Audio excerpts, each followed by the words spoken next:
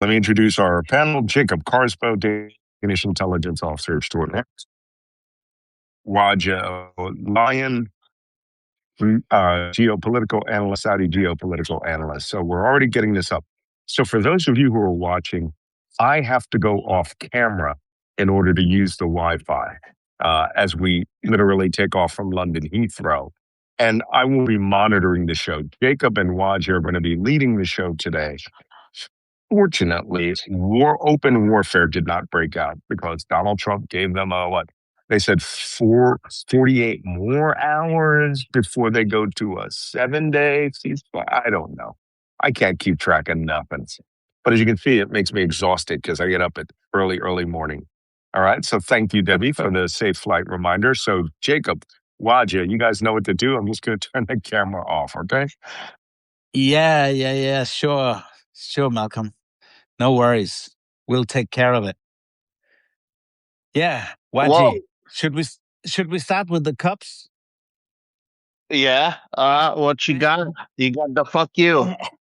Yeah, exactly. And there's actually a special reason for me to bring out the fuck you cup today, or the fuck you mug. Why? Because 2 days ago, this has nothing to do with the Middle East, but 2 days ago, Zelensky landed in the capital of Armenia, that's called Yerevan, for a summit of European leaders. And Armenia still has 4,000 Russian soldiers on its territory. And Armenia, until 2 years ago, 3 years ago, was considered the country in the former Soviet Union that was most closely aligned with Russia.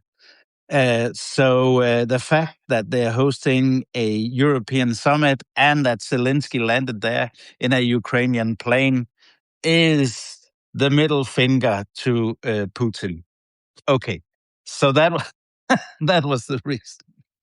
I think Putin is getting the middle finger for a few things. He has the parade now, the victory parade, and he doesn't have weapons to show for that parade either.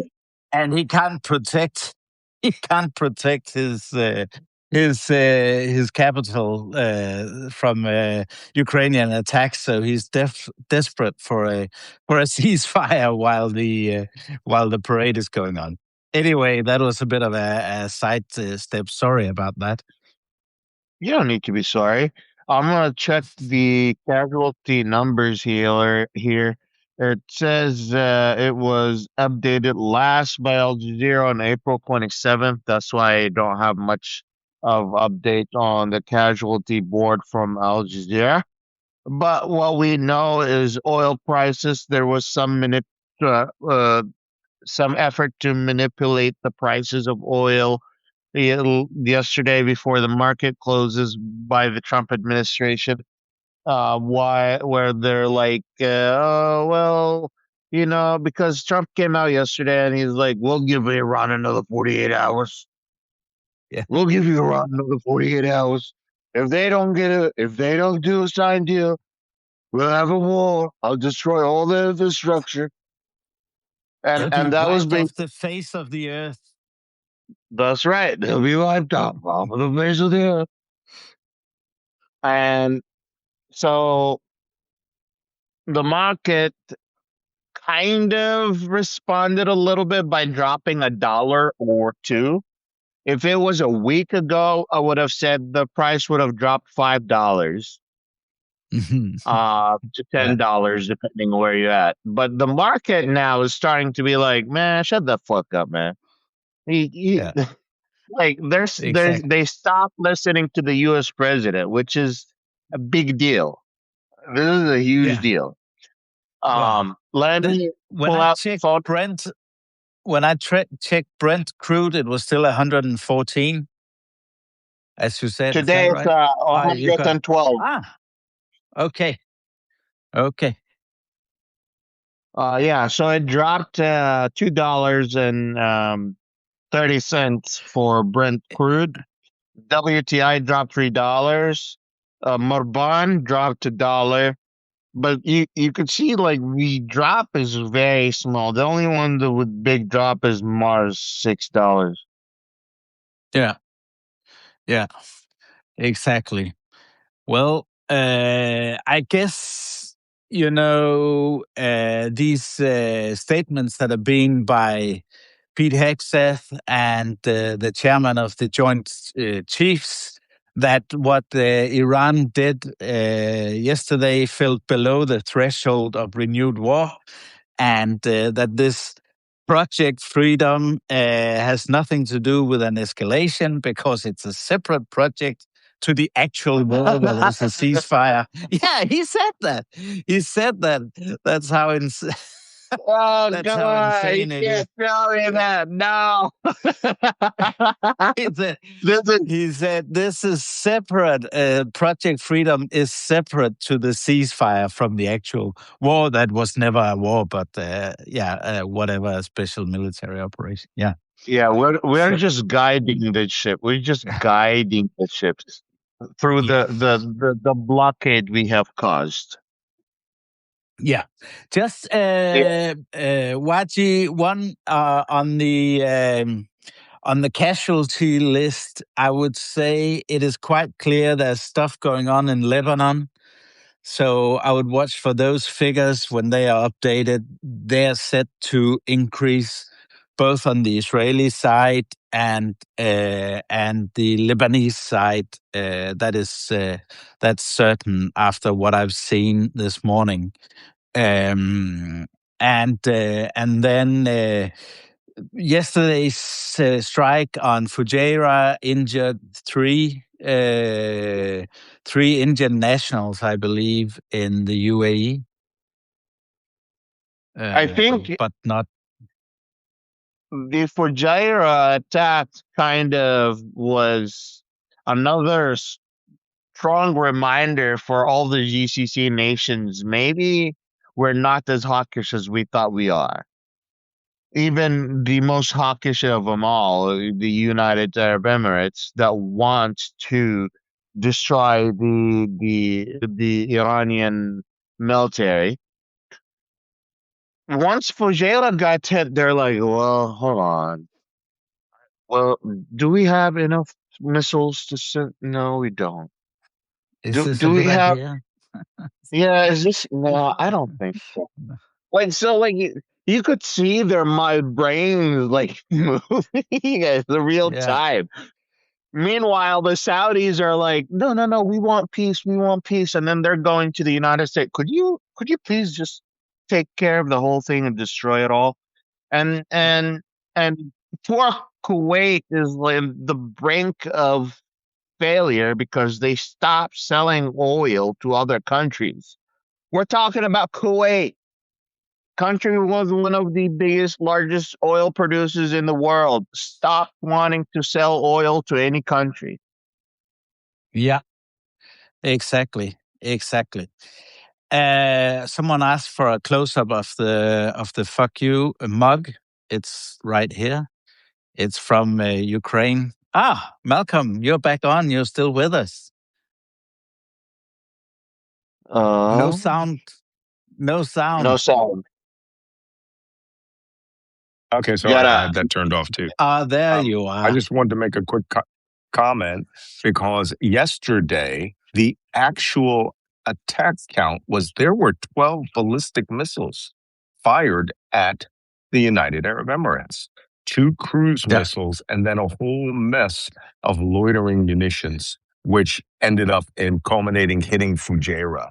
So the Emiratis intercepted those ballistic missiles, but Iran did a lot more than shoot a couple of drones at them. So anyway, I'm literally running down the runway. I'm listening to you. Go on, you guys. Well, the UAE wasn't designed for war. If you take a look at the UAE infrastructure, even though they're like surrounded by adversaries left and right, you think the UAE would have more, or they would have designed their country in a way where they would be uh, better equipped to respond to some sort of conflict like this. But no, Dubai is designed for rich millionaires and billionaires to come and do their side business hustles there and have a vacation house while they're doing that. And Abu Dhabi is designed for cheap Russians that don't want to spend time you in Dubai, and the rest of the country is by other small emirates. It's total of 7 emirates, right? Yeah. And the biggest two is Abu Dhabi and Dubai. And Those are but the main yeah, oil. Those are the ones bringing money in and uh, away from oil, right? Away from oil, those are the ones bringing money in. Well, yeah, your tourism is gone. Your yeah, main income is gone. If your tourism is gone and your financial industry is gone, then where's yeah. the money coming from? You're Exactly, and out. the travel hubs. So it's a terrible situation they find themselves in because that confidence they've grown due to stability or perceived stability, and that's what business is looking for, and that's not going to come back anytime soon. So Um, yesterday, Trump came out and announced Project Freedom, Project Merca. yeah, And he basically is saying that the naval blockade is about to be over because the United States is now going not to escort, but they're going to guide. God. What is the difference between guiding and escorting, Mr. Jacob, for the viewers, if you don't mind explaining to Yeah, yeah. the viewers? What it seems to be, and it was also repeated by the chairman of the Joint Chiefs in the briefing within the last hour, is that the U.S. Navy advises on an alternative route. The what I call the enhanced, they call it the enhanced security area. I call it, as you can see up here, the toll-free bypass. So they can pass the easy pass lane, but it's not guided by, for example, U.S. destroyers.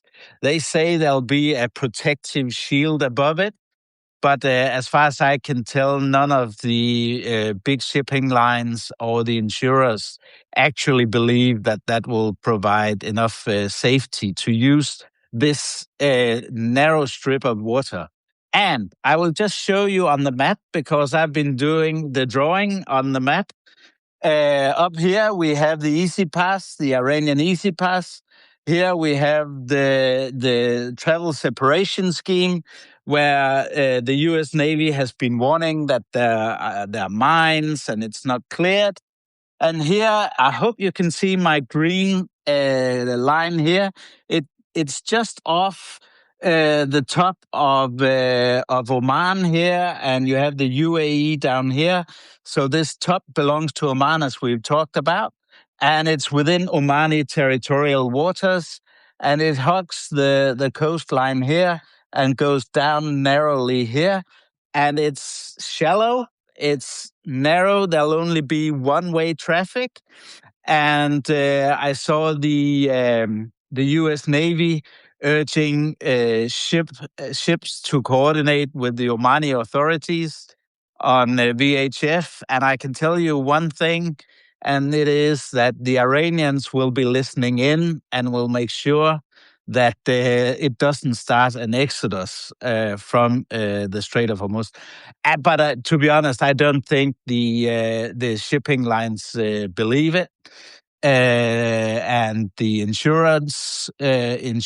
So it won't happen. Before you airborne, Malcolm, do you want you have a comment on Yeah, this? I'm actually airborne now. The Wi-Fi here is great. Yeah, I did have a Okay. comment. When I come back up, that's when I'm going to make a comment. Hey, that Southern Traffic Separation Scheme, I've done that scheme, and it's it is deep enough. It goes down to about 65 meters, 70 meters at places. It is deep enough, but it has a lot of navigational trouble. Super tankers, very large crude carriers, there's a spot where you got to go through a couple of islands. And there's some shallow places there where you can run aground. A fully laden VLCC is not going to risk that. And if they do, No. one, a massive ecological disaster can happen on the Omani coast. That place is Oh my God. pristine. It's really nice. But it's what we call restricted maneuvering. But they're desperate. They're just trying to give somebody some way to get out of the Strait of Hormuz. And can I point out to you, nobody's biting. They got all of this activity. Someone wants to know if anybody else is on this plane. All of the activity that you're seeing was for two ships. Now, Yeah. I sent this to Wajeeh. There's a crazy quote from Pete Hegseth this morning where he says the United States has painted a red, white, and blue sky over Yeah. the Strait of Hormuz. And that actually this mission, it's the stupidest thing I've seen in a long time. But this mission is supposed to be now they're saying they are going to keep an air and naval umbrella over the Strait of Hormuz indefinitely, which I'm sorry, we can't. We don't have the resources for that, And if the Iranians decide to confront that, they have ways of ships burn, like the South Korean tanker yesterday, the Adnan oil tanker, and that container ship. They have a vote on this one. I'll step off now. Yeah. It's also, if we just remember what has happened on Sunday in Trump's post announcing this, he announced it like it was a humanitarian gesture and it would only be neutral ships, etc., etc. Then you have two U.S. Navy destroyers under the cover of darkness managing to get into the Strait of Hormuz, picking up two U.S. ships, so not the so-called neutral ships that Trump had announced. And one of them is from the Danish shipping line Maersk, or its U.S. affiliate, Maersk. And it is a ship that is often in the service of the U.S. Navy and the U.S. Armed Forces, helping them with shipping things back and forth. So that leads me to believe, at least, that the U.S. Navy actually wanted to go in and help this particular ship and one more ship that, according to, I haven't seen identified, that it's not just two random ships, but two American flag ships that at least one of them had been in the service of the armed forces. Let me expand on that.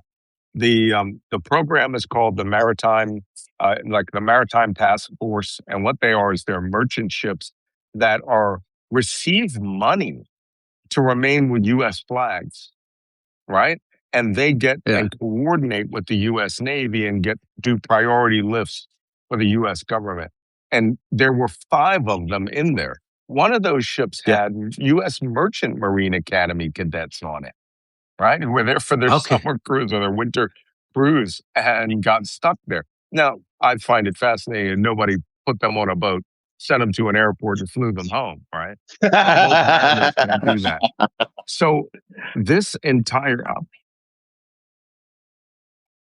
okay, all right, thanks. Okay. Mhm. Yeah, they said I can't live talk. So anyway, I will watch from here. You guys know what they mean. That's cool. That's cool. Yeah, but now the interesting thing that also comes up is there's at least one more I ship was talking. that has this He said you can't affiliation. do I don't live know talk on the if Malcolm knows there are 3 in total, but at least one of these has been identified to me by a Danish journalist that has researched this, that is still in the Gulf.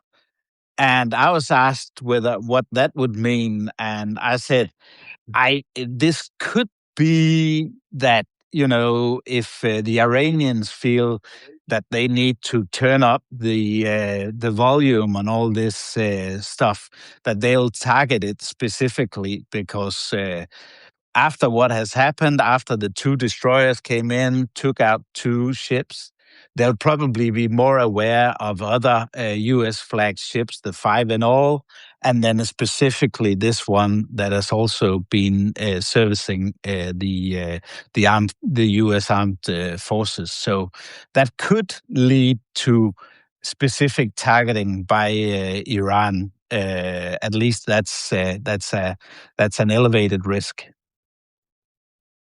Just to let you guys understand the situation we're in, even with the United States guidance of the ships outside of the Strait of Hormuz, they were only able to escort 4 ships out. Now, that is compared to 120 ships before the war. So on a regular everyday day, you have a ship, 120 ships crossing the Strait of Hormuz every day. It's But hey, Wajeeh, it's still just 2 ships they got out. 2 ships, not 4.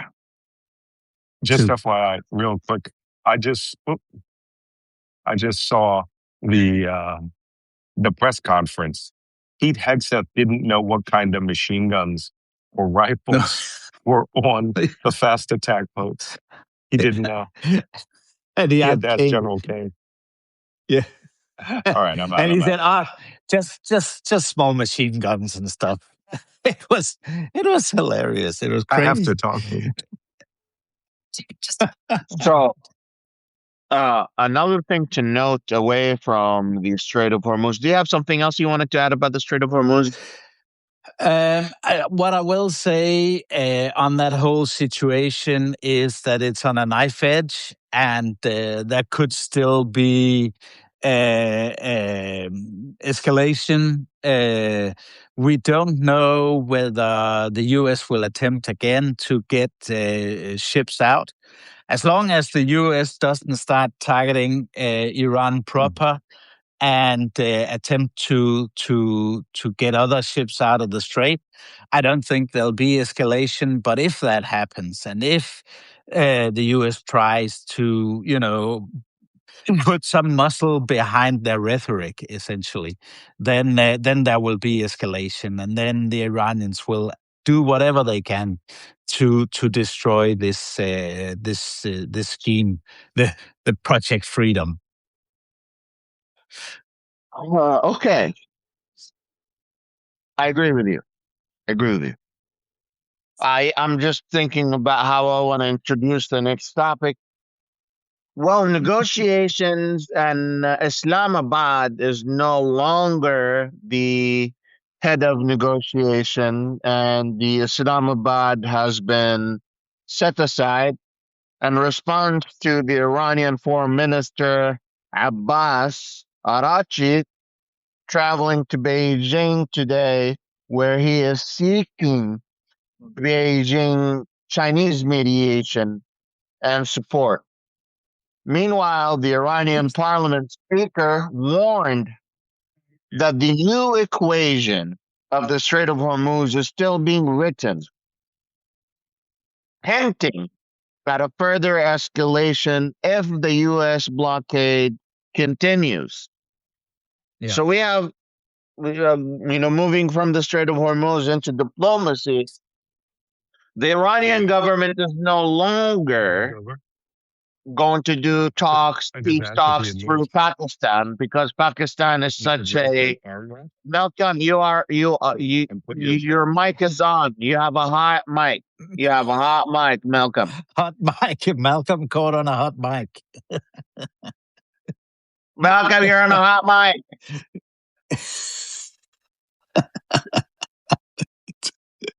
Now we can see it now. It's turned off.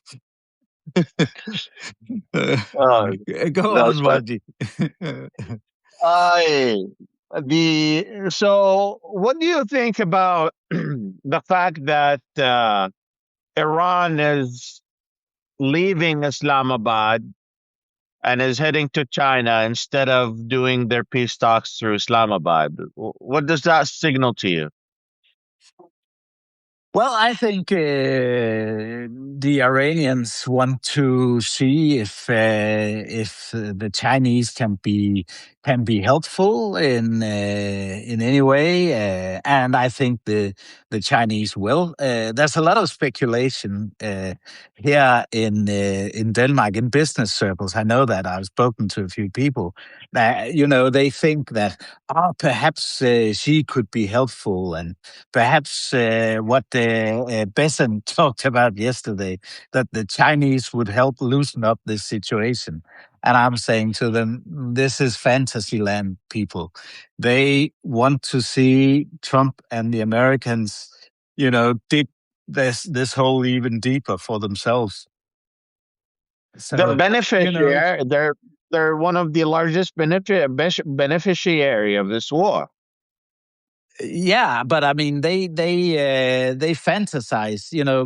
A lot of people who don't follow this, they have this fantasy. But the Iranians need the Iranian oil and so on and so on. Yeah, they like the Iranian oil, but they like this quagmire that Trump has put the U.S. into. They like that even better. So, Let me help you. Let me help you say this better.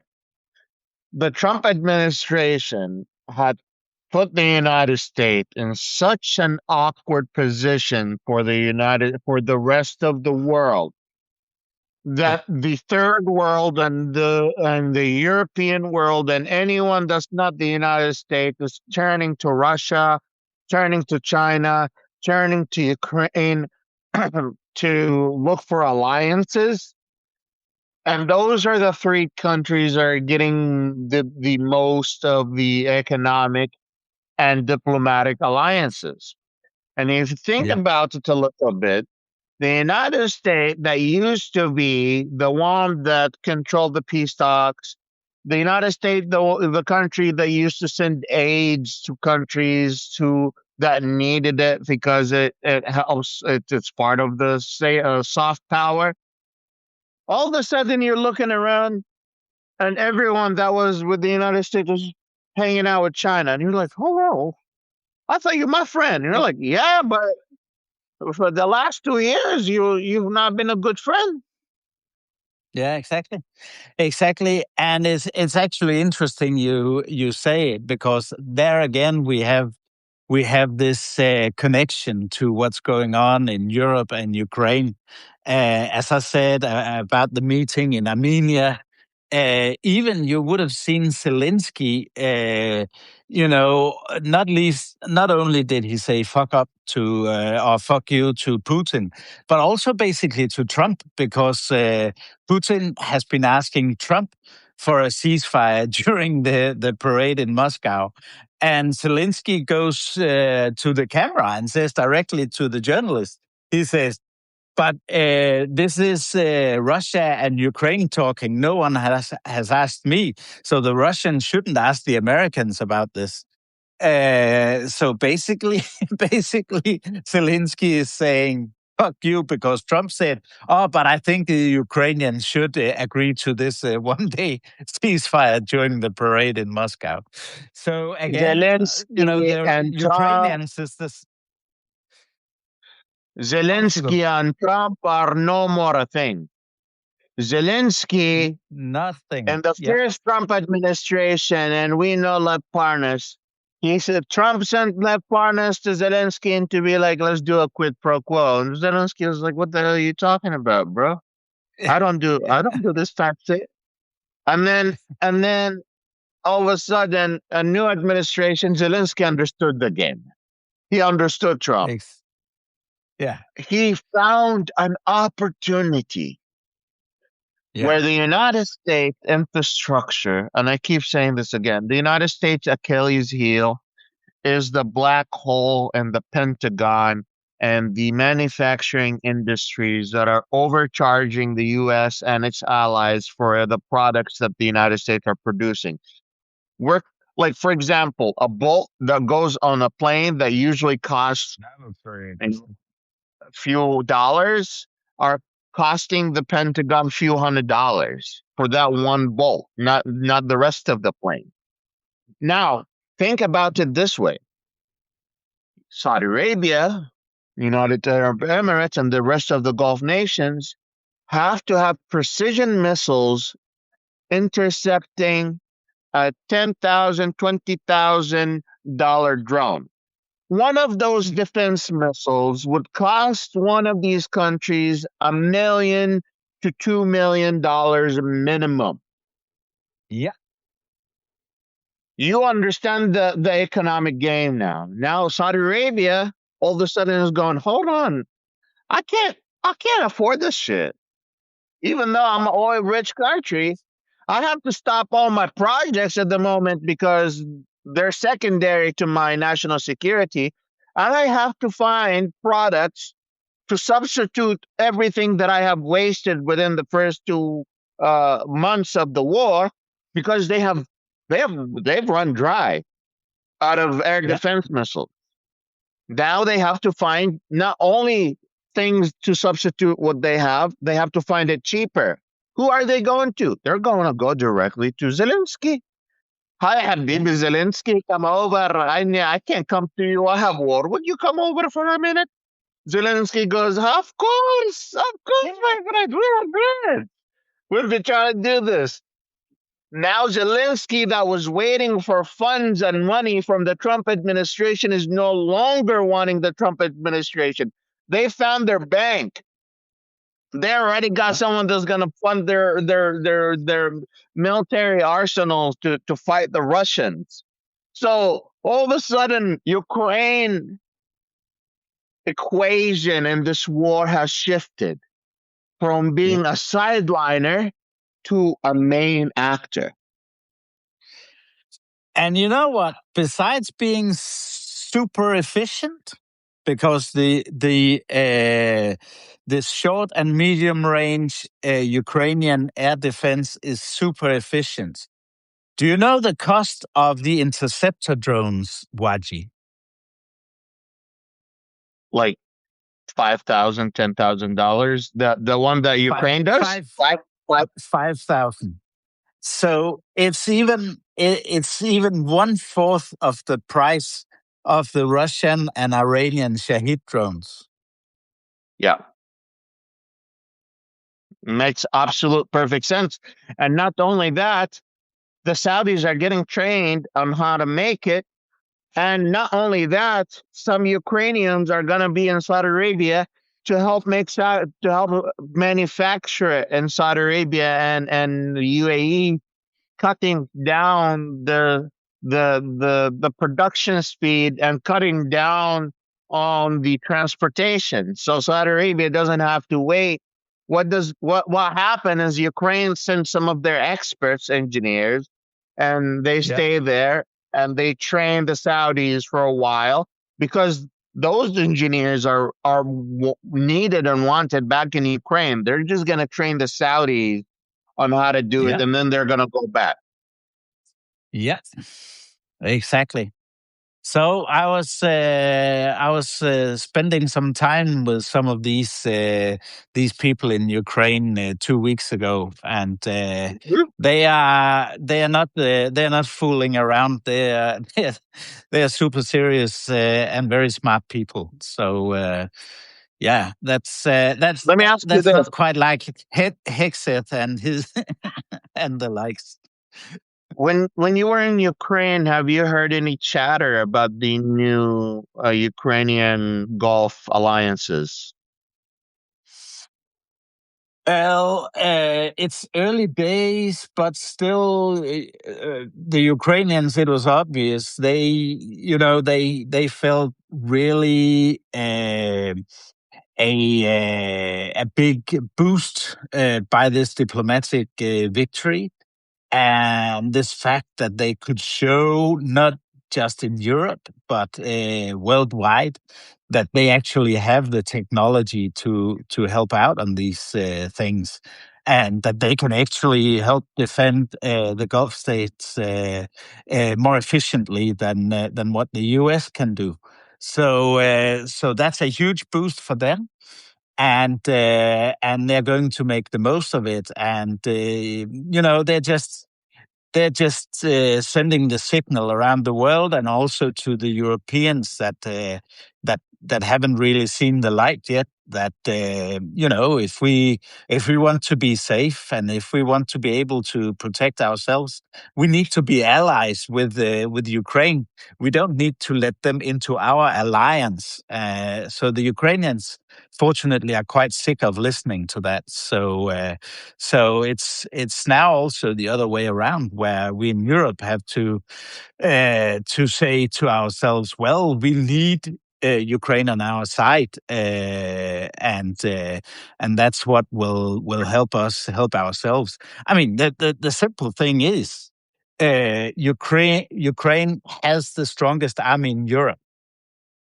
I think nowadays few people will debate that, Wow, and they are also showing now that they have the strongest defense industry in Europe. Why? Because it's that's a big calibrated statement. to yes, it's calibrated to modern warfare, the defense industry, and that's I think the big realization amongst the Europeans now, and the situation in the Middle East has also helped in that sense. And Trump and his administration are just on another planet. Let's put it like that. Are there any talks about potential of adding Ukraine into the EU, or is it too early to think about that? No, sure. That is going on as we speak. With the EU, there are some things in terms of market adjustments, because you have to live up to a whole lot of principles for production, etc., etc. You also have corruption issues and legal stuff that needs to be out of the way before you're fully integrated. But it's often seen as what in Europe is called a waiting room.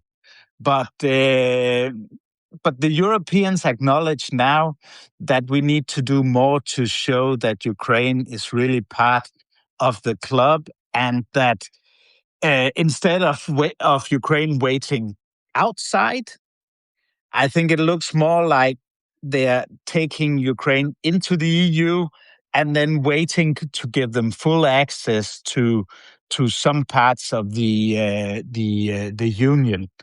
But I think also, for defense purposes, I just want to say to everyone that that debate about NATO is really heating up, and the defense commissioner of the EU, he used to only have as his portfolio defense industry, because that's what EU can do. EU can't do proper defense. But the countries, the member states of the EU, have actually asked the defense commissioner to come up with solutions for a European defense union. European Defense Union. That's really a sea change. I have never thought these words would come together. No, exactly. But that is more and more taking shape. And I guess in behind the curtains in that meeting in Yerevan in Armenia I was talking about, they've all been talking about it as well. That's for sure. So By the way, I was people should I was also gonna be aware. Yeah, come on, watch it. no, please. Yeah, people should also be aware that the meeting in Yerevan for all the Europeans, except Belarus and Russia, everyone else is there. But who was also invited? Mark Carney of Canada. And Mark Carney, if you haven't seen his speech yet, I would urge all our viewers to find Makani's speech from Yerevan. It's only about 5 or 6 minutes. And he finishes off by saying, the rules-based world order is not dead.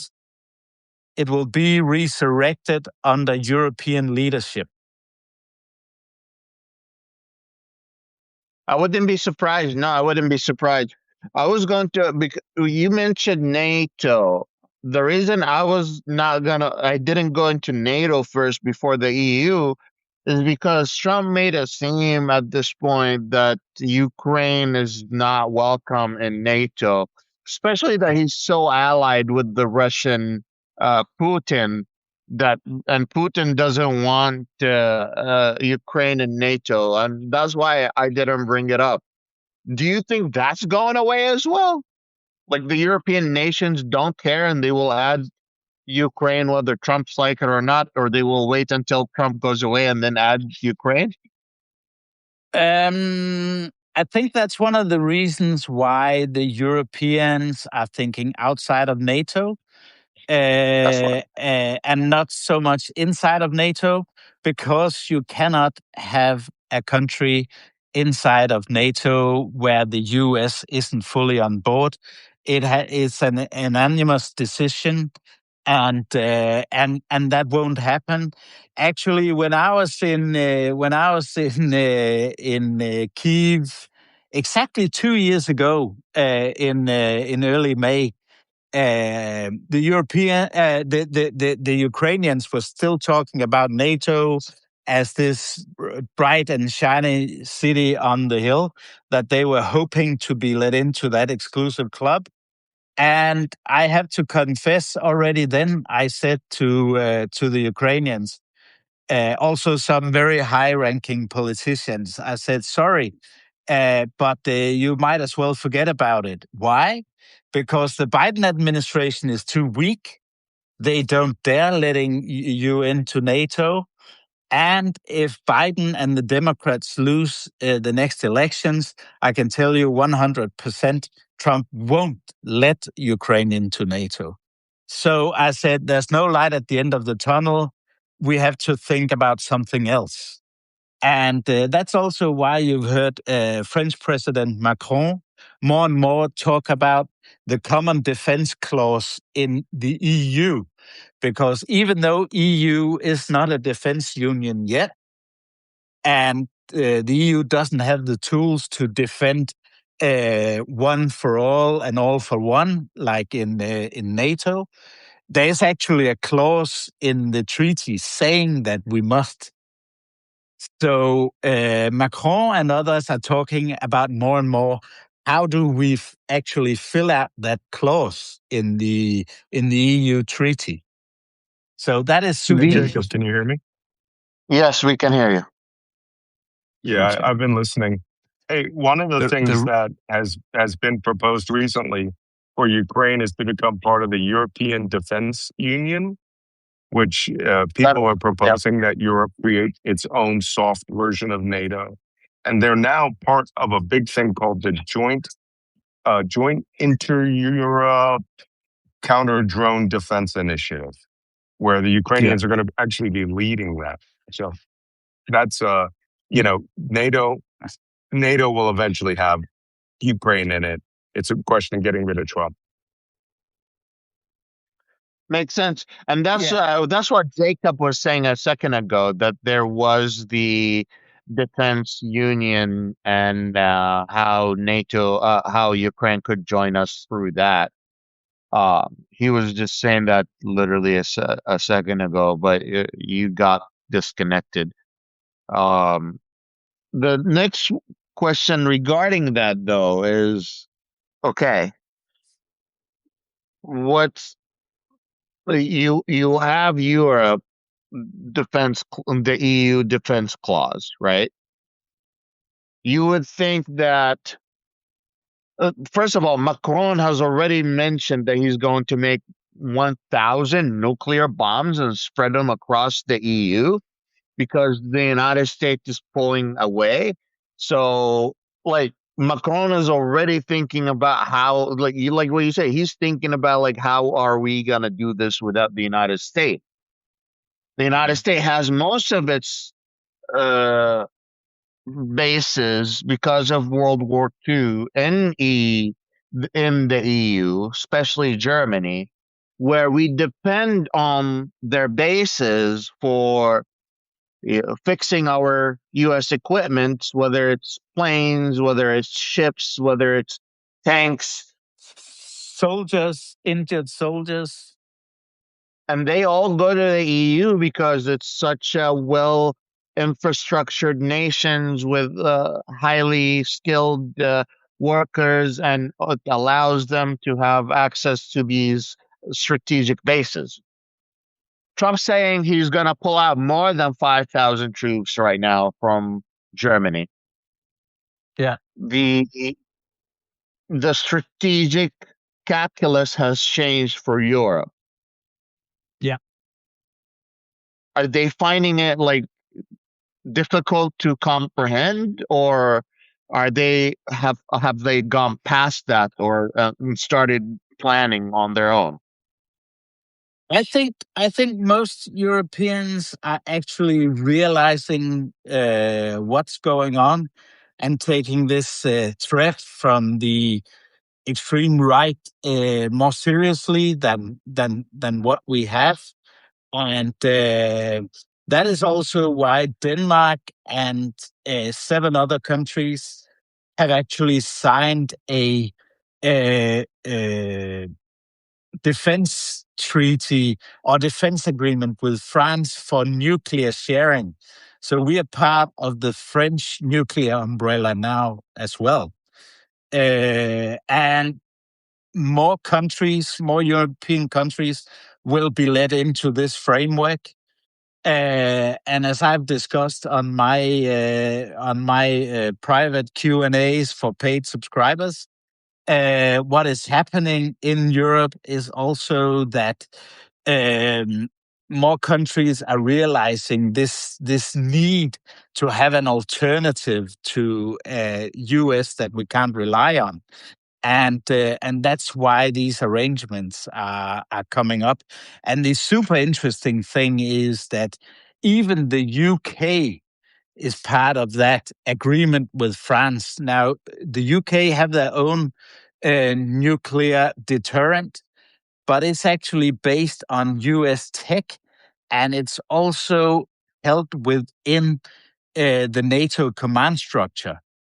So it's very telling for the situation that UK is also part of that French agreement that still only consists of 8 countries, but I'm sure it will gradually get larger. That's very telling indeed. And the king was just here last week. He was making fun of us. Exactly. He was making fun of me. That was, that was He was actually quite making cool. fun of us. Yeah. He made Yeah. us laugh too while he was making fun of us. Um, Exactly. you want to add anything else about the EU stepping away from the United States and going toward? Okay, we've spoken plenty about this. Yeah. Yeah, exactly. And Um, I think we should go to questions, shouldn't we, Wajeeh? Now, yes, as you you know, asked all me my to keep an eye devices. though. Yeah, exactly. No worries. But you just asked me to keep an eye regarding the operation in Eternal Darkness in Lebanon. And regarding the Israeli strikes over there, they have caused around 300 kill. Okay. Uh, that was the updated news. And you asked me to keep an eye on that, so I was doing my research while we were talking. Oh, Uh, brilliant. but yeah, Brilliant. yeah. As of yeah, that's crazy. Now, ladies and gentlemen, and all between the binary, you have a second to write your questions down for me. And as you write Yeah. those questions down, I will do my best to read them If you want to make my life much easier, go to my group chat and type your questions over there, and I will catch it over there. Here, let me write. And I can just make an announcement that on my subscribers needs to watch out for this because I'll have a special on Ukraine and on Ukrainian defense industry either on Thursday or Friday. And one very knowledgeable guy is joining me. I won't reveal his name now, but he is really, really close to Ukraine's defense industry and what's happening and how it's applied at the front line. So we'll have a talk in a special Q&A for paid subscribers Thursday or Friday. We've slated it for Friday so far, but I have a meeting Thursday night, so we might move it back to Thursday. But if not, it will be Friday afternoon European time. But he's a very knowledgeable guy, and he is really into the granular details of what's happening at the front line in Ukraine. Let's do some business things real quick. While the questions are pouring in. If you're watching this and you have not subscribed, please go to Malcolm Nance and subscribe. Go to Jacob Kaarsbo or myself. Become a free subscriber, and if you could afford it, please consider becoming a paid subscriber. There is no one else that could give you unfiltrated, blunt opinions than the three of us here. We have been predicting exactly what would be happening in this war over and over again. We have Jacob, who specializes in European, Middle Eastern conflict.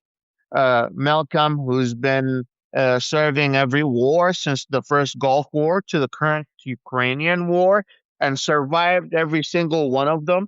There is a very wise man that told me one time, be worried about people that survive careers that usually people don't survive easily. And these guys did not even just survive them, they excelled in their career. And we wouldn't be here telling you what we know today without having gone through the shit. So consider becoming a free or paid subscriber and help us do this and pay the bills so you don't have to do it full time. Question: what did Trump say on Fox News Trends recently? Policy via mainstream media. Well, I don't know what he said recently. Do you know what he said on Fox News? He said so much, I forget. There was one over the weekend. I think there was.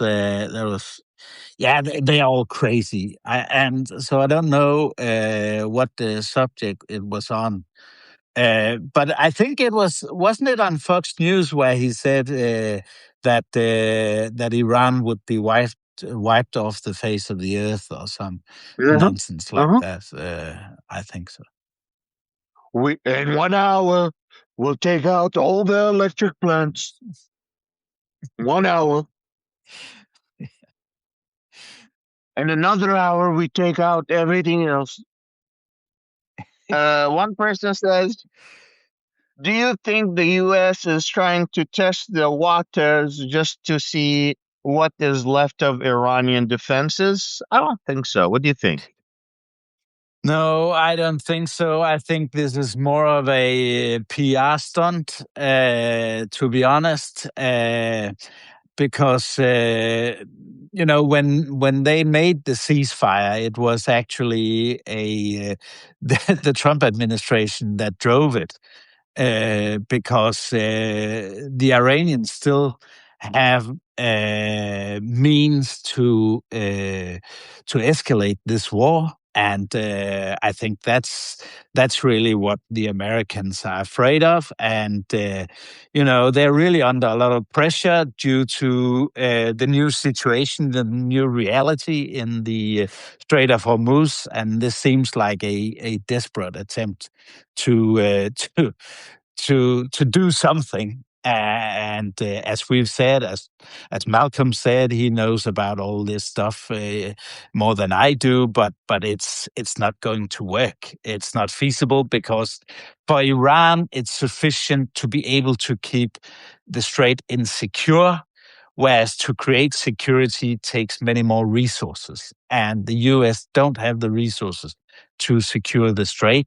And it would also take a massive land operation inside of Iran. No, it's not going to happen. I'm afraid. Hey, let me Al jump in real quick. Jazeera, yes, sir. Thank you for Ah, tuning in. the hot mic Yeah, is I've coming been in. listening the whole time. Yeah, Mike. Is that his name? Uh, the, um, yesterday, the IRGC had 85 small boats in the Persian Gulf. You can see them on satellite in mass groups. So they are exercising force now. And whatever Trump is doing, it ain't going to work. Guess what can't be sustained? Exactly. The Al Jazeera 45 minutes ago, I'd like to take your take on this because a lot of U.S. citizens are, worried, and rightly so, because the U.S. government now is uh, telling its U.S. citizens not to travel. Do not travel to Iraq for any reason. Depart Yeah. now if you are there. Someone is asking if there's any significant activities there that would be concerning for any U.S. citizens, and why would the United States be asking their citizens to leave? I I think thought that this is the new the Iraqi government was being formed. So, and I think the Hashid-Shabi guerrillas or militia, those guys are going to be able to walk over people. They're essentially part of Iran. Yeah, exactly. And but I think this is the fourth time during this war that the US has sent out this type of warning. And there was also commentary on this that U.S. citizens should avoid taking air transport in to and from Iraq due to drones and missiles, etc. So I think from the American side, they're afraid that the Iranians will escalate in Iraq in these in the next few days, I guess. That doesn't mean to say it will happen necessarily, but that's probably why they've done it. Someone is asking, what more can Trump do to undermine U.S. national security and benefit Putin? As long as he's in office, my friend, he is undermining our national security, national sovereignty, and alliances with everyone that we are connected to. So he Yeah, is the it's sad. It's I sad. think even if we put JD Vance would be better in terms of foreign relations, not domestically. But JD Vance, even JD Vance would be okay for the rest of the world compared to Trump. I don't know. Everyone now is tired, you know. No, I think we have Trump tiredness syndrome. Yeah, I guess I can't guarantee it, but I hope the Russians don't have as much compromise on JD Vance than what they have on Putin. So, so you could, from that perspective, you could say Putin, Trump is worse. Someone is asking, how do we stop Putin from nuking Ukraine? He would not nuke Ukraine. If he nuked you, no, he would not nuke Ukraine. You That know, would be risking too much. all the people that are holding, that are enabling Putin to hold on to power, they are super rich people. They have their families that until this war broke out sat down on the Dubai marina, sipping champagne and eating caviar all day long. And these people have two things in their mind. One is power. The other one is money. and they are not suicidal. So no, they are not going to start a nuclear war. That's unlikely. Julie wants me to ask you, Jacob, about the new Bank for Defense in Canada. Do you know anything about that? Yeah, no, that's a gap. I have to look into it. I don't know exactly what it is, but I guess it could be a new initiative with funding for Canadian defense industry and rearmament. Uh, that could be it, but I haven't looked into it, so I have to give it a pass. But that'd be my best guess. Is the EU going to participate in a high ground of space surveillance? Those capacities are already being improved. The French have significant capability, and they've already actually replaced the American support in Ukraine, because after more than a year ago, when the Trump administration cut intelligence support, the French started, supporting Ukraine in a very direct way on satellite imagery. And these capacities in France and in Europe as a whole are being increased. So we should be able to within a year do a decent job. Are there European soldiers deployed on official capacities in Ukraine? No, not no. Unfortunately, not. I've been the one, really in Denmark to raise that whole discussion and to say to people, well, we should be there, and if we don't want to fight Russia directly, at least we should help the Ukrainians with a lot of other things. We should be help guarding the border towards Belarus, where there is an elevated threat at the moment. And we should say flatly to the Russians and Belarus that we will engage to defend that border if they start striking Ukraine from there once again. But unfortunately not. We're still too weak and still working to get our own house in order. But hopefully we can do something meaningful soon. Thank you for that. Malcolm, are you still with us? I have a question for you. Let me know if you're still with us, please. Yeah, I'm here, sir. I'm still listening. Go ahead. Someone is asking who in our military would be able to stop Trump from going nuclear. I know the answer to that, but it would be better coming from you. Yeah, this is bad. The answer to that question is no one.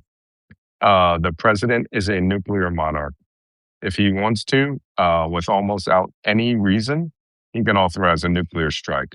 Now, you would hope that people in the chain of command would know better, but this is a reason why we've got to neutralize his authority in the White House. This is not a good thing. Yeah, I knew that. Who in our military? Nope. Is Iraq not a majority Shia country? No, it is a majority Shia country. There is, but that doesn't mean that there isn't a good population of Sunnis in there or Kurds. Iraq, you have to understand before Sykes-Picot agreement, regions weren't divided as you see them right now. The Kurds had their own region, which has a large part of Syria, a large part of Iraq, a large part of Turkey, a large part of Iran. And all of these together form Kurdistan that is no longer there. But that is the Kurdish region.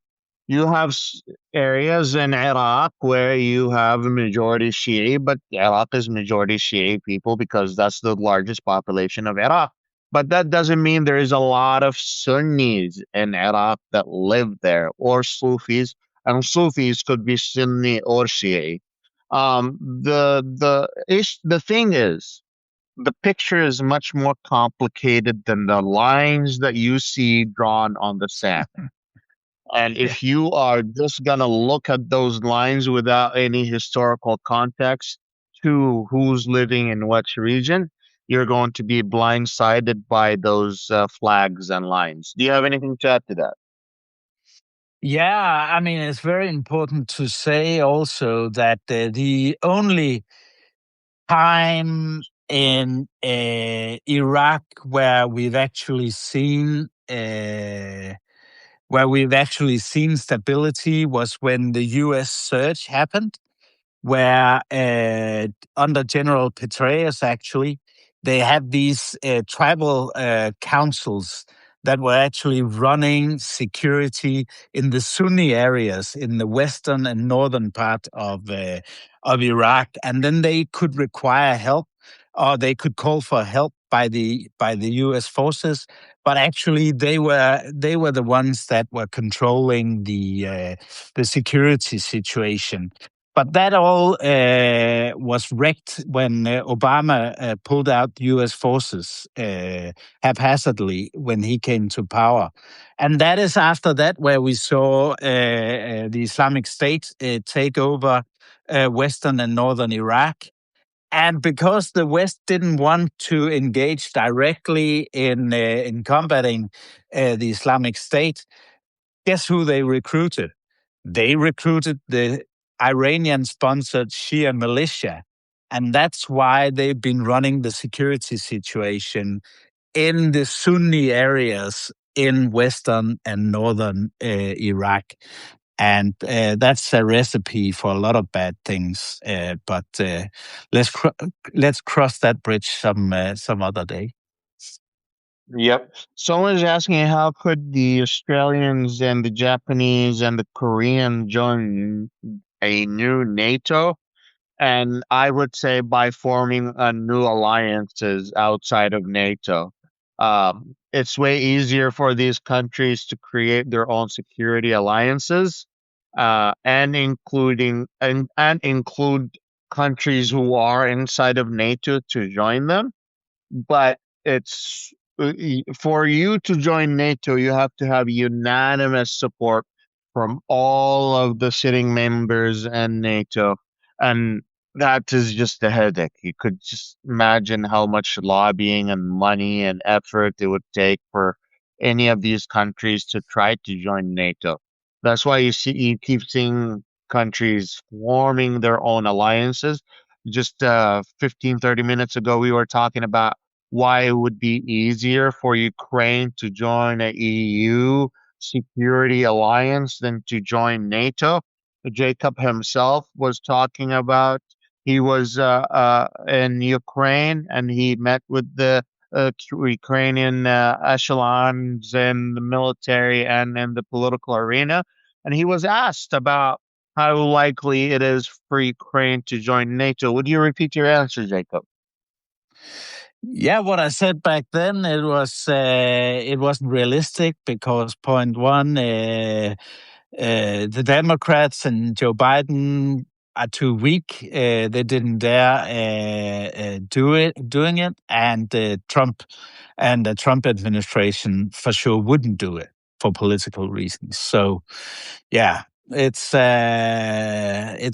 not going to happen. Of course, we don't know when there will be a U.S. administration that would be willing, but with what we know now, we can't really wait for that. We have to move closer to Ukraine, and they have to move closer to us here in Europe. And I guess that's what our leaders are talking about now.